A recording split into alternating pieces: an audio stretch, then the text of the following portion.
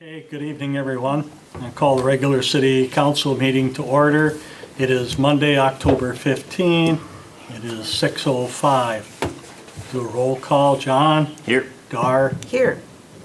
Adam? Here. Maureen? Here. Lindsay is excused, and I haven't heard from Mike. So, would everybody stand and say the Pledge of Allegiance? I pledge allegiance to the flag of the United States of America and to the republic for which it stands, one nation, under God, indivisible, with liberty and justice for all. Thank you, everyone. Next item on the agenda is public comments. At this time, the city of Prescott will take any public comments for items on the agenda. The Prescott School District has asked for time to present information on their upcoming referendum on November 5th. If you have any questions or comments, please approach the podium, state your name and address, keep your comments or questions to 2 minutes or under. Once the questions or comments are asked, the school district will give their presentation and address any questions raised during this time. Prescott City Council may ask additional questions, but there will not be any additional time to ask questions after their presentation. Additionally, if you have any comments or questions about any other item on the agenda for tonight, please come up now.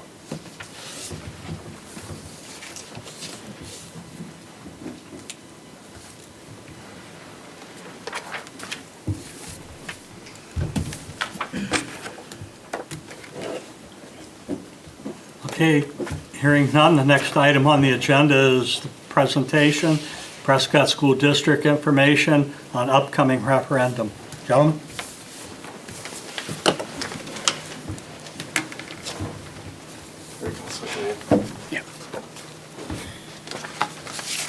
Good evening, Mayor and council members. I'm Rick Spicuzza, Superintendent of the Prescott Public Schools.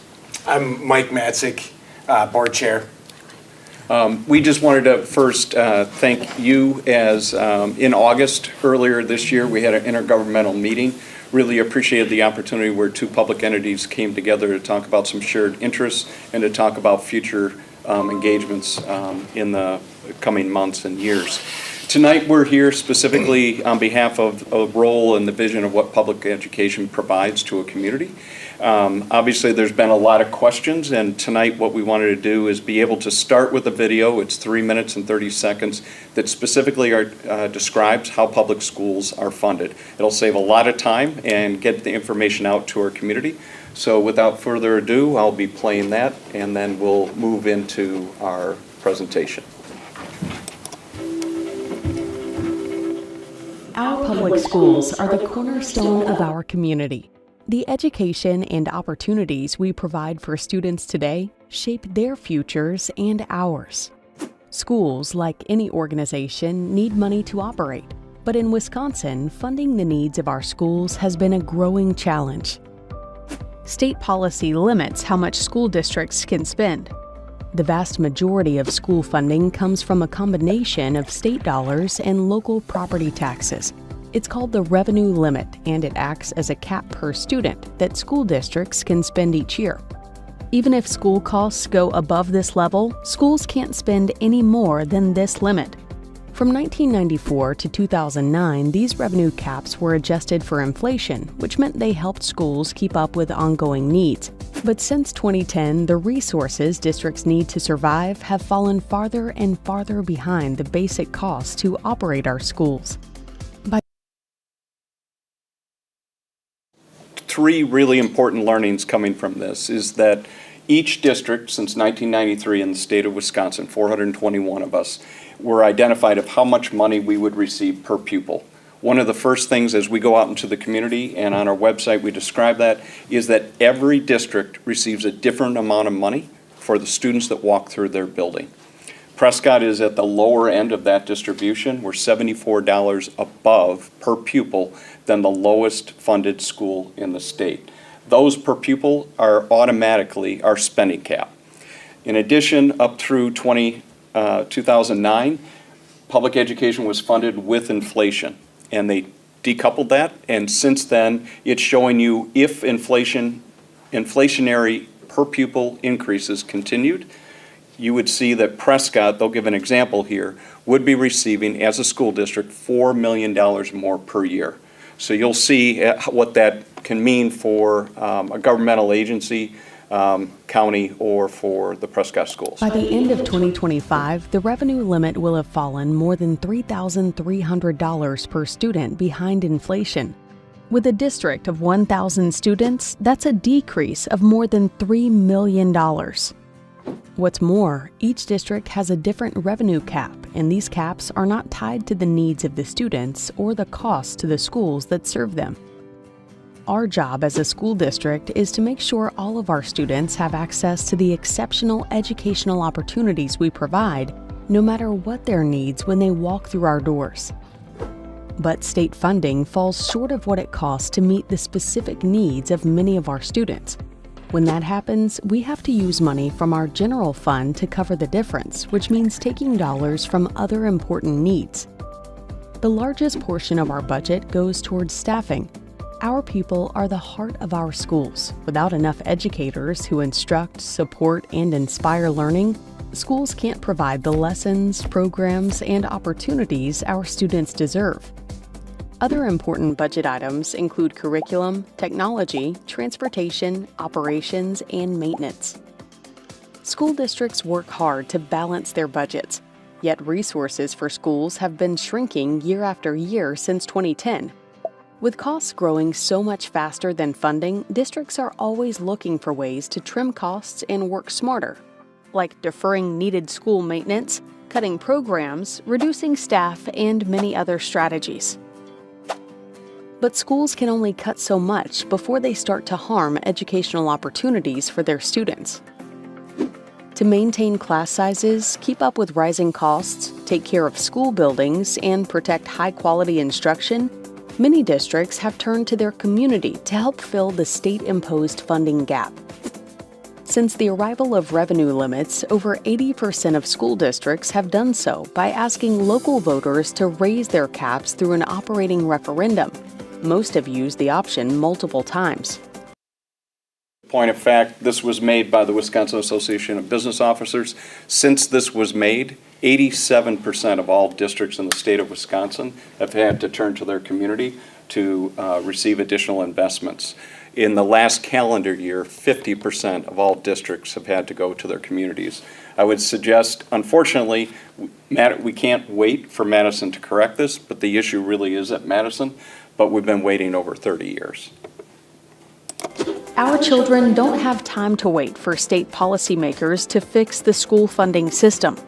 By putting the needs of our students first, we are investing in their potential and the future of our whole community. Strong schools make strong communities where families want to move and stay. Learn more about school finance in Wisconsin by visiting our websites.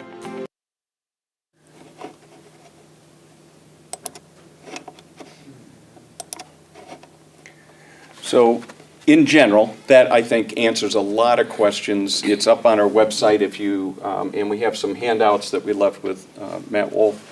If anybody in the audience that's present here, in addition, you'll see QR codes out in the community where it'll take you right to that website. I think that's the best place where you can get factual information with regards to how schools are funded.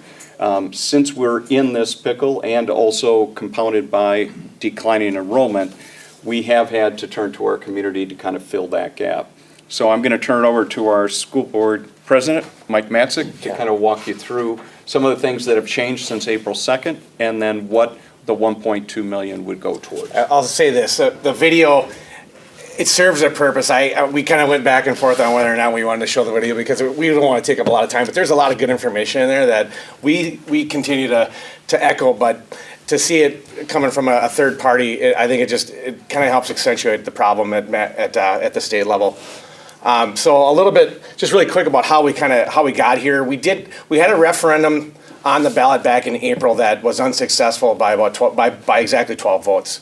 So we went to work to try to reduce our operating budget to produce a balanced budget coming into the upcoming school year. Some of the things that we eliminated or reduced were we went to the kindergarten through 5th grade. We had a section reduced from each of those grades to reduce seven sections. That also made the class sizes larger. They're still mostly in their range, but we reduced 7 sections. We had to cut several programs and areas across all 4 buildings. Really, at the middle school, we had a choir position that we had to roll in to another. We made that 6 through 12. Busing was eliminated in town. Several high school level courses were reduced. Athletic C teams, their schedules were across the board were cut, and the theater budget was cut. So really across to all of our academics, athletics, and arts, the 3 main pillars of our organization were cut. We reduced roughly about 10% of our budget, which ended up being about 1.3 million when all the numbers were put together in the fall. And I wanted to just point out that got us to a balanced budget. So coming into the school year, Prescott is operating on a balanced budget, which I think you guys would understand. So kind of to just echo a little bit, the video explains kind of the formula at the state level. This is kind of what it looks like in Prescott. Here's how this impacts Prescott. And I think if there's one thing I want people to take away tonight on this particular slide, it's the state funding over the last 9 years has for Prescott in particular has been less than 1% a year. We've received less than 1% a year of an increase in revenue from the state of Wisconsin. 6.7% over 9 years. It's roughly about 0.75%. So if you can imagine an organization that employs over 80% of our budget, 82% to be accurate, is to personnel. So we have a very personnel heavy. We have teachers and support staff and people that run this district very well. It covers about 82% of our budget. Now, Rick, I want to ask you on the fly here that I think like operational expenses on the buildings is roughly about what, 10% maybe? Easily, yeah. Yeah, okay, so you have buildings and personnel that take up over 90% of our budget. And you can see kind of the cost of running buildings hasn't gone down. And everybody's home, I'm sure we can all agree that gas has gone up, heat's gone up, electricity's gone up. In particular in our buildings, it's almost doubled over those last 9 years. In 9 years, why did we pick 9 years? That was the last time we went to referendum for an operating levy. I think that's important to call. So since the last time we approved an operating levy back in, I think it was 2016. Correct. This is what it's looked like over the last 9 years since that was in place. We've gotten less than 1% of increase from the state. And I want to just make one more comment. We talk about the state system. I think it just accentuates this at the state level. They're pushing decisions down on the local communities to make these decisions, whether it's right or wrong. That's the facts. That's where it is. Communities like Prescott and all over the state of Wisconsin have to go to their communities to decide whether or not public education should be supported in the way that we want to, in the way that we want to operate it, the way that we think is the right way to operate it. So what's at stake? We're asking for 1.2 million in November here, and what we kind of, the board had many meetings over the summer to decide what our priorities were, and immediately the number one topic was staff compensation. If you can think 1%, if we're getting less than 1% from the state, we got to somehow we got to increase payroll. We have to stay competitive with the districts around our state, around Prescott. Our competitive districts around Prescott, to try to keep our salaries in our organization competitive with those neighboring districts. So that was immediately one of our number one objectives of this referendum. Educational programming, we want to try to fill some of the gaps that were cut from the referendum, on the unsuccessful referendum in April. We feel that there's some gaps there that we need to bring back, as well as reinstating some of the C-team athletics and the extracurricular programming around theater. So we think with this ask, we can get all that back if if it's successful. Rick, did you have anything to add there on this one? No. And then, obviously, the school board does have a regular scheduled board meeting this Wednesday at the high school at 6 p.m. It is the time where they'll adopt two different budgets, one with the levy supported, one without. It's a technicality because we're already in the school year with the question being asked on November 5th.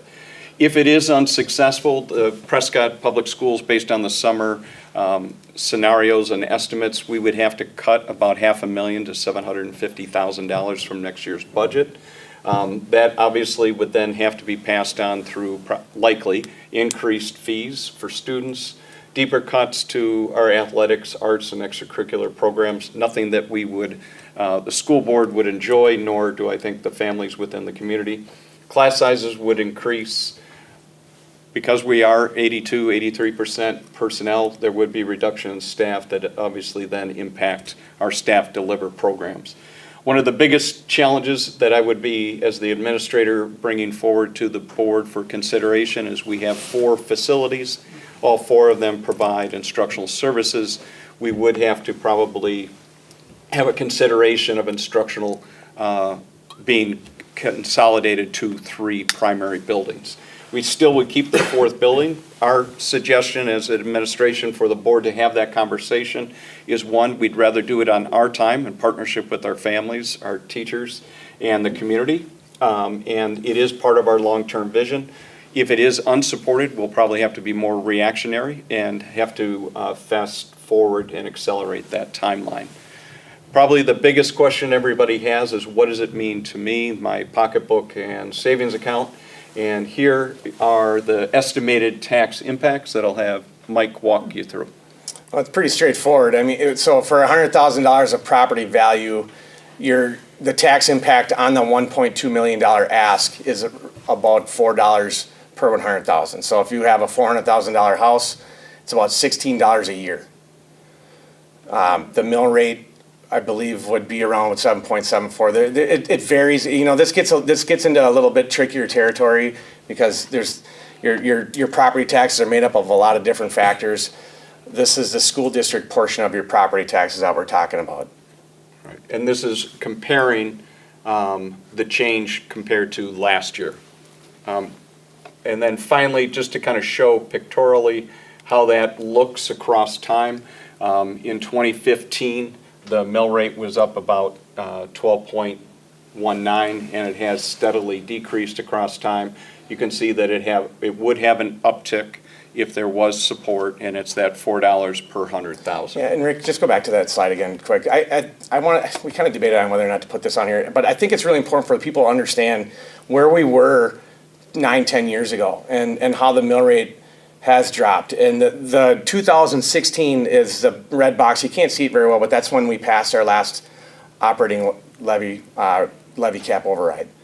And since then, there's been significant improvement to get that mill rate down and live within means that we can over the course of that period of time to live within the state's revenue increase of less than 1% a year, and still try to run a lean, efficient organization and provide services that are really, I mean, for the most part, we're top of the line academically across all of our competitors. And to do that on a shrinking budget over the course of the last decade, I think it speaks for itself. So. And I'll just kind of echo that. I mean, the primary reason we're here is to support the learning of our students, both academically, social, emotionally, and with their social skills and mental health. The information is, again, on the Prescott website. There are handouts here for anybody in the audience if you would like. We'll conclude if, obviously, as representatives and that are elected, you may have questions yourselves or for your constituents. We'd be happy to answer briefly, and then obviously people can show up to the school board meeting on the 16th. I guess I have a question. You know, I mean, obviously this is something that's very important today. What happens a year from now when you're looking at the next budget? Well, this is what's down in Madison. It is the next biennium. So currently, they'll gavel back in mid-January, and they'll start building the budget for the next 2 years. There's a lot of support right now for, number one, students in special education. The special education students, we have to take, the video did a really nice job. Dollars for public education go in different buckets. Those buckets are kind of trust funds, and you can't move them between buckets. We move almost $1.9 million out of our general fund into special education. Every district is serving students with special needs. We were promised that we would receive over 60 cents on the dollar for the programs. We currently receive less than 33 cents. That is a priority, and I think that's where our voices down to Madison and holding our representatives accountable would take the burden off the local. Yeah, and Dar, I want to just piggyback on this. So when the school board kind of looked at a number to come back to the community with, there was two factors, really, main factors. One was tax impact. We can't ask for $5 million because it's the community would not support that. So we have to find that sweet spot of what's the right number, but what's going to get us to what we need. And when we ran the dozen scenarios of what to ask and what it gives us, we felt at the time this summer, and things change all the time, right? So, but when we did our projections and our forecasts, we thought that this was enough money to get us through 2 more biennium cycles after this one to roughly the 28-29 school year, somewhere in there. To give Madison a chance to see if there's going to be any changes down there, but also hopefully prevent us from deficit spending and digging into the general fund, which obviously nobody wants to do. Does that make sense? It does. Yeah. Thank you. Okay, thank you, guys. Really Thank you appreciate for it. being Thank you. here. I appreciate it. Thanks for coming. It's awesome.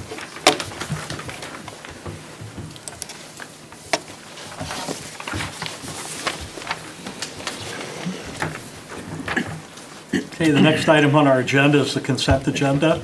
City Council minutes from September 23rd, Finance Committee minutes from September 25th, Special City Council minutes from September 30th, Tourism Committee minutes from October 1st, Planning Commission minutes from October 7th, General Fund balances for September, cash balances for September, and paid invoice report from September. I'll motion to approve the consent agenda items 1 through 8. Second? Okay, we have a motion, a second to approve the consent agenda. Is there any discussion on the motion? If not, all those in favor say aye. Aye. Opposed? Okay, motion carried. Thank you. Next item on the agenda is reports of standing committees and commissions. Finance Committee report from Monday, October 9th. Matt, you want to take that? Sure. Thank you, Mayor and council members. So on October 9th, the council met as the Finance Committee to go over the next year's budget, discuss the various impacts of next year's budget. Just a quick rundown, the major items. First, we're seeing a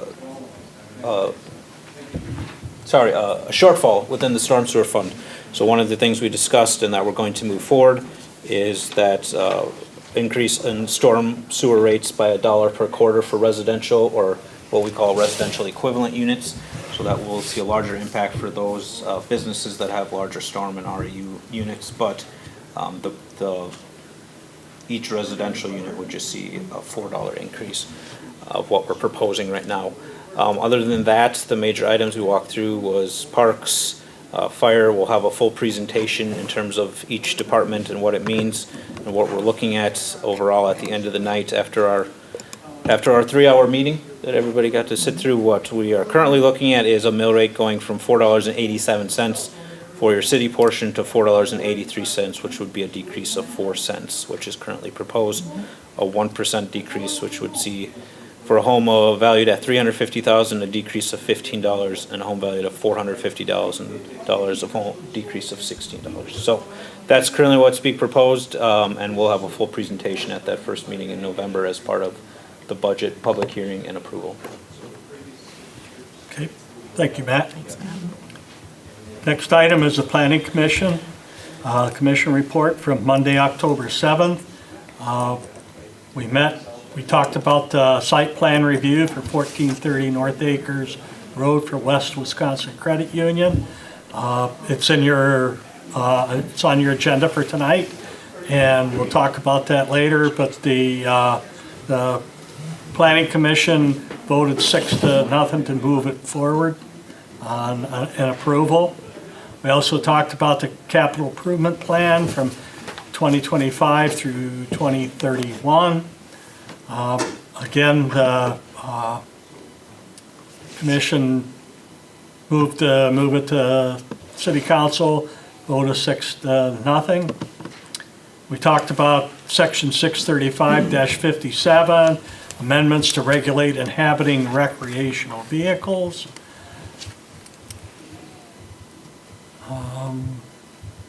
You want to expound on that any, or? So the one item that we were talking about in terms of the code was the campers, or Yes. specifically addressing people who are calling into the city saying that campers are set up and there's people living within campers on residential lots. So we were discussing about setting parameters around those units so that when people call in, we actually have some sort of parameters to address that. Right now, we don't have anything within our code for people who are calling in complaints about people specifically living in campers within a residential property. And then the other thing that Plan Commission discussed as part of that was addressing a different section within that code that only permits currently right now 3 vehicles within a driveway. So they're asking, or we're going to be looking into switching that and moving that to so allow for, I think the final discussion, what I remember was however many vehicles can fit in the driveway based on the space that currently is. Right, without impeding the right-of-way. Right. Okay, thank you. Next meeting is Monday, December 2nd at 6. Parks and Public Works, next meeting Monday, October 21st at 5. Health and Safety, Monday, November 11th at 5. Personnel, Wednesday, November 6th at 5. Next item on the agenda is communications and new business. The council received public comments on any issue not related to the agenda. Limited discussion by the council may take place. However, no action will be taken on any items. This includes receiving written requests or documentation, possible action at a future meeting.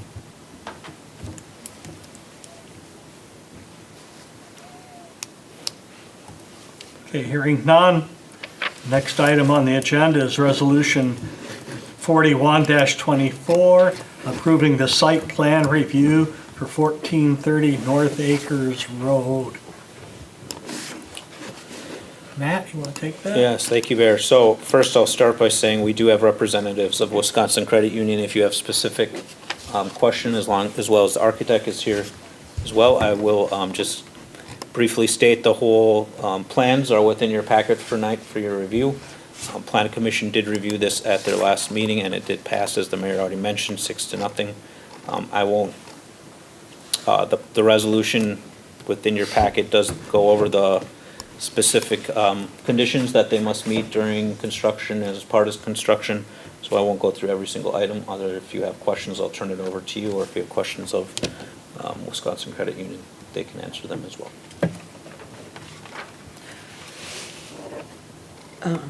Motion to approve Resolution 41-24, approving the site plan review for 1430 North Acres Road.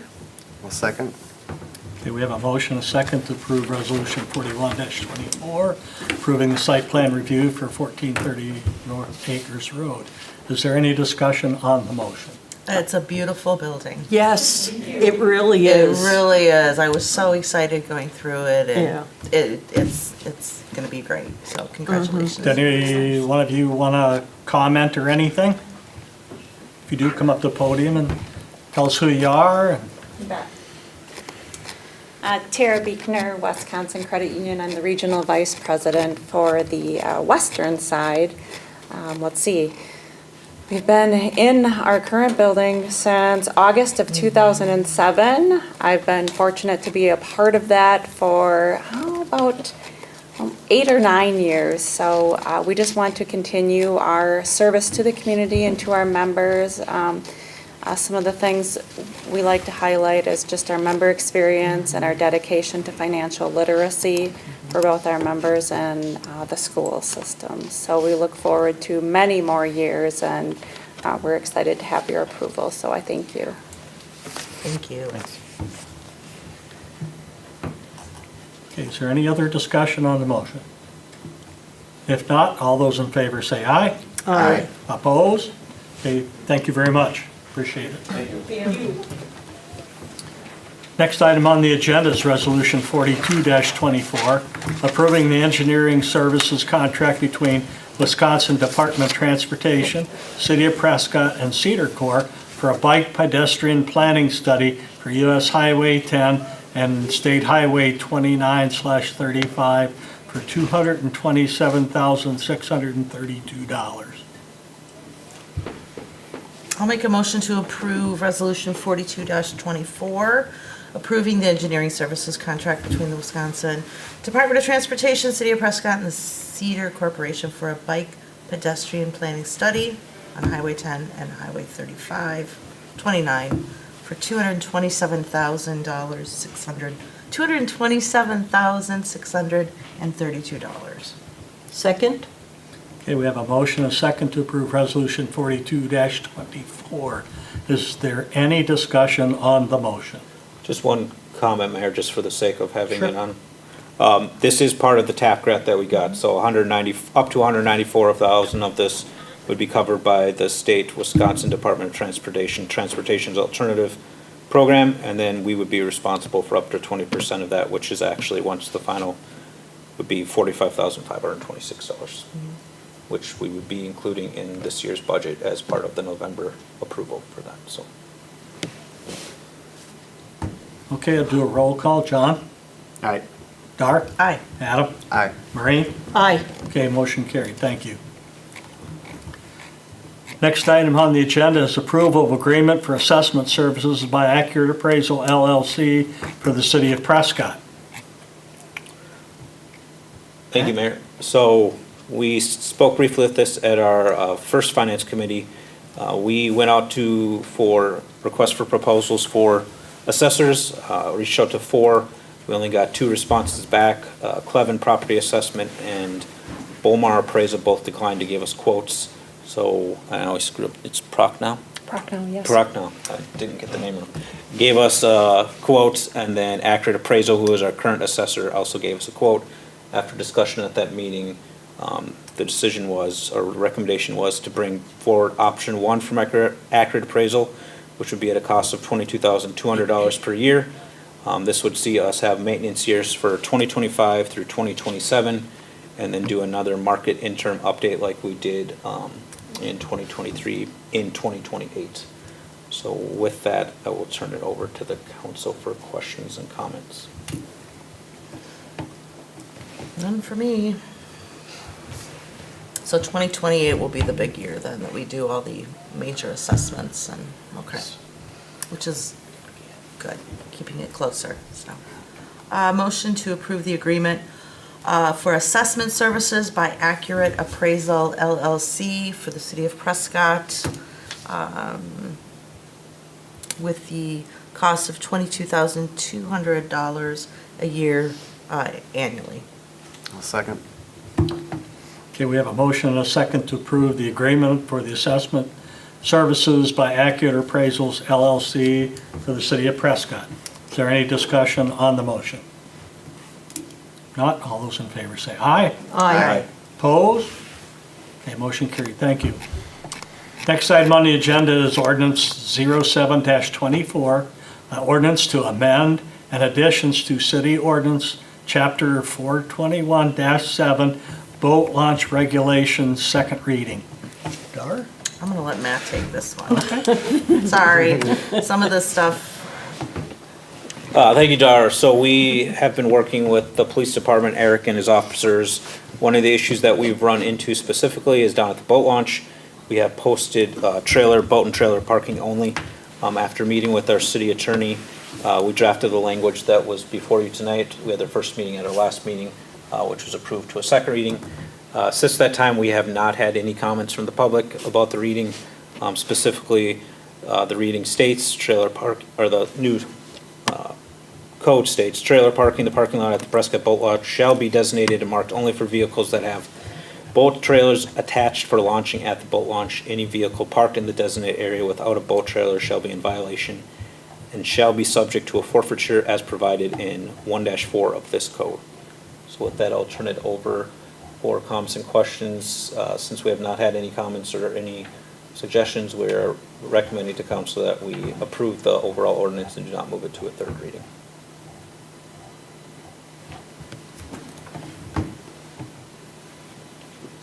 Motion to approve the ordinance 07-24 to amend and additions to the city ordinance, chapter 421-7, boat launching regulations for the third reading. Are we going to do a third reading? Second and third if you want. Second and third reading. So just to be clear, so are you asking it to go to a third reading, or are you just approving the ordinance outright at the, this is the second reading tonight? Recommendation was to pass. Correct. Should we pass it tonight then? Okay. To pass tonight. I'll Amend to pass tonight. I'll second that. Okay, we have a motion and a second to approve ordinance 07-24 for the third and final review. Is there any discussion on the motion? Not, all those in favor say aye. Aye. Opposed? Motion carried. Thank you. Next item on the agenda is ordinance 08-24, an ordinance to amend and addition city ordinance chapter 545-15, stopping or parking prohibited in certain specified places. Second reading. Matt, you want to do that one again? Yes, thank you, Mayor. So similar to last one, met with Eric and staff and our city attorney, discussed this, overall brought to the Health and Safety Committee to review the proposed change and sent it to council for consideration. After our first reading, the council approved it, moving to a second reading. And so tonight, before you is a second reading. Overall, the language that we are asking to add would be item F for 545-15, which would add prohibited parking. It shall be prohibited for any vehicle, trailer, motorcycle, golf cart, ATV, or any other motorized vehicle of any kind to park in a manner that is inconsistent with the posted signs or marked parking regulations within any city right-of-way, parking lot, or street. So we didn't receive any comments or any items from the public, so what we're asking for tonight is approval of ordinance 08-24. Motion to approve ordinance 08-24, amending and additions to city ordinance, chapter 545-15, and motion to approve this and approve this as both a second and third reading. Second? Okay, we have a motion to approve ordinance 08-24.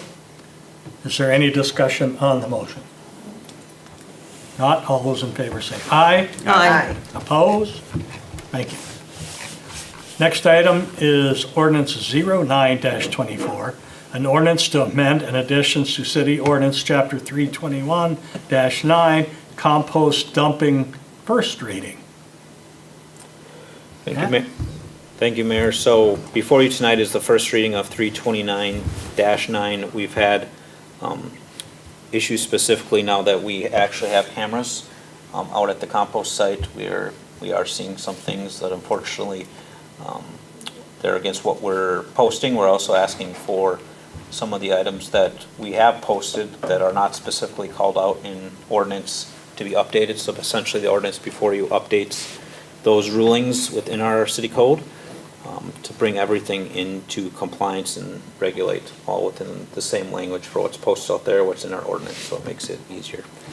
So we have put together a code We had our city attorney review it. He did approve what's before you tonight.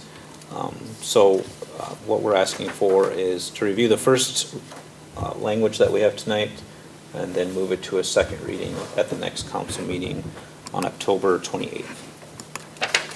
So with that, I'll turn it over to council for questions or comments. Motion to approve the first reading of ordinance 09-20-24 to amend the chapter 329-9 compost dumping. Second. Okay, we have a motion, a second to approve the first reading of ordinance 09-24. Is there any discussion on the motion? Not, all those in favor say aye. Aye. Opposed? Okay, the next item on the agenda is approval of Class B beer and liquor license for Gordy's Prescott Incorporated for 216 Broad Street.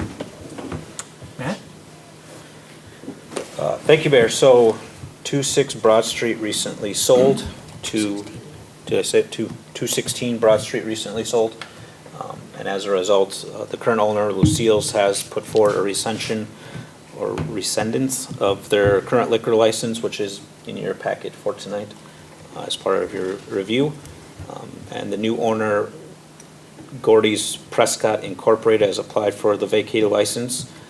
Per Wisconsin State statute, we do have to run a Class 1 notice for any new entity making an application and under review before council, which is also in your packet. Overall, the application was reviewed by our police department and was cleared. And Mr. Lundquist is also here if you have questions specifically regarding the liquor license, beer and liquor license before you tonight. Otherwise, I'll turn it over for comments or questions. Staff and the police department doesn't have any issues or objections with the liquor license considered. Motion to approve the Class B beer and liquor license for Gordy's Prescott Inc. for 216 Broad Street. Second.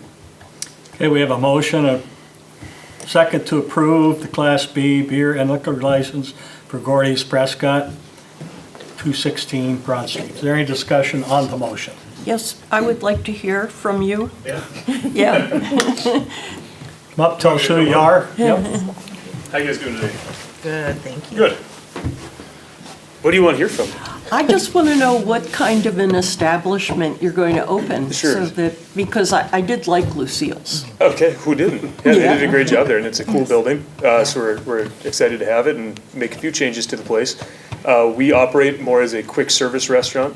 If you're familiar with my other restaurant, Gordy's Hi-Hat, up in Cloquet, Minnesota, we've been around for 65 years. Been featured on Diners, Drive-Ins, Dives several times.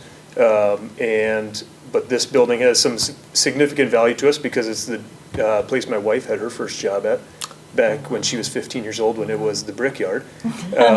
And so we've spent a lot of time in this town over the last, since her and I have been together for the last 10 years, and we thought it would be fun to open up another one of our restaurants down here, so. What do you mean by quick serve? I'm unfamiliar with that. Picture like Culver's, you could say. Oh, okay. Not But with necessarily. beer. Yeah, yeah, right. Not necessarily like a fast food restaurant, more of a 1960s style diner with burgers and malts and onion rings and stuff like Oh, that. cool. Love Okay. Kind of like It's- a better Johnny Rockets, right? Much better. Yeah. Yeah. We're a seasonal restaurant. We're open for 6 months of the year, and that's how our operation will be here as well. Where we're open from April through October, where we just kind of bust our butts for 6 months, and especially in a town like yours that sees a lot of summer travel, a lot of people coming through this town in those summer months, as well as the locals that are, taking advantage of your waterfront and that. That's a big part of our business. Are you going to be keeping the patio and the Oh, outdoor? yeah, that's the best part of the place. Yeah. Yeah, for sure. We're actually trying to expand the patio a little bit. Oh, okay. Moving the fence around in the back to make it a little bit bigger, so we can even have more tables in there that are there now. Oh, cool. But yeah, keeping the same aesthetic, same vibe that was the selling point, was the patio. So, Wonderful. yeah, we're really excited about it. It's a fun place to be. We love this town. Yeah, so- great. So your wife's Caitlin? Caitlin, yeah. I knew it, okay. Caitlin and my son Jake went to high school Oh, really? together, so. Okay. So you have to decide though, are you gonna do Packer Viking? What's We- gonna happen? No, we Okay. are unbiased. Good, okay. I think that's important. The only thing I care about is serving hungry people. Good for you, Right. good You guys for planning on you. opening in the spring or? Yeah, so actually we'll be doing some you could say restoration projects on the building, building a new commercial kitchen in there, as the current kitchen is Wow. quite small. Yes, Yeah. it is. As you all are familiar, it was originally like a coffee shop and apartment building, or apartment on one side. And the building isn't necessarily laid out to service a current day restaurant, as we try to be a high volume restaurant. So bathrooms will be moved and everything. So, yeah, but keeping the same dining room, same integrity of the inside, the same booths, and, because there's like church pews that are kind of set on top of the brick, and they're trying to keep as much of that, that charm as possible, but just kind of expanding on the kitchen and bathrooms. Yep, That sounds great. Welcome. it will be. That's wonderful. Oh, thank you, yeah, I'm excited to be part of your community here. Thank you. Thank you. Thanks, guys. Thank you. Do you live in Cloquet then? We live in Esco, Minnesota, right outside of Cloquet, but we will be making a move at some point. Oh, Yeah. I was gonna say, that's quite a It is quite a distance to haul. commute. No, we're looking in the area here for new houses. See, they all come back to Prescott. Yeah. Because the school system, so. That's right. Yeah. Okay, is there any other discussion on the motion? Not all those in favor say aye. Aye. Opposed? Okay, thank you. Thank you very much for coming. Nice to meet you all. Nice to meet you. Next item on the agenda is Resolution 43-24. The City of Prescott Common Council to support the 2024 Scenic Byways Grant Application and Project. Matt? Thank you, Mayor. So we have been long-term exploring options for a safe pedestrian connection from McGee Park to Pine Ridge Great River Subdivision and then to downtown Prescott. The most recent option that we put together would see a sidewalk or multi-use trail along State Highway 35 to Dexter Street and McGee Park. There is a concept plan that is in your packet that specifically is looking at one of those options. However, one of the items that we've done in the past is put together a grant application to the National Scenic Byway, which has a grant program that is run through the Federal Highway Administration. We applied for this grant in 2022, but didn't receive it. Again, we put forward an application in 2020, or we approved working with Cedar Corporation to put forward an application in 2023, but the program ultimately was not funded by the Federal Highway Administration. So at this point now in 2024, we have heard official word from the Wisconsin DOT that oversees it for the state of Wisconsin that grant is opening up again. So what is needed as we move forward is a resolution of support, specifically calling out that the city is able and willing to fund a project if it is ultimately approved. We still will be required to go through all of the same approvals, so this isn't in any way approving the funding for this project, but it is basically saying that we are taking it seriously and that we would move forward with the project if it is selected as a finalist, or approved, I should say. So with that, I'll turn it over to you for questions. The applications are due, I think I have it in here, I apologize, I'm trying to find it, by November 14th, and we'd be working off, sorry, I don't think November, do you have the date, Greg? I don't have that. Anyway, it is mid-November, we'll say, they're due, and we will, be bringing, or we don't have to bring, sorry, November 14th, mid-November is when they're due. And so what we do is working with Cedar Corporation, where we already have the approved agreement from 2023 for submission. So with that, turn it over to council for comments or questions. Motion to approve Resolution 43-24 to support the 2024 Scenic Byways Grant Application and Project. I'll second that motion. Okay, we have a motion, a second to approve Resolution 43-24. Is there any discussion on the motion? Mayor. Go ahead. This includes a pedestrian crossing of the bridge down there, right? Yeah. Correct. Okay, then I'm remembering what it was all about. Okay, I'll do a roll call. John? Aye. Dar? Aye. Adam? Aye. Maureen? Aye. Okay, motion carried. Thank you. Is there any other business? If not, I'll entertain a motion to go into closed session. Motion to go into closed session. Second? Okay, we have a motion and a second to go into closed session. I'll do a roll call. Maureen? Aye. Adam? Aye. Dart? Aye. John? Aye. Okay, you're in closed session.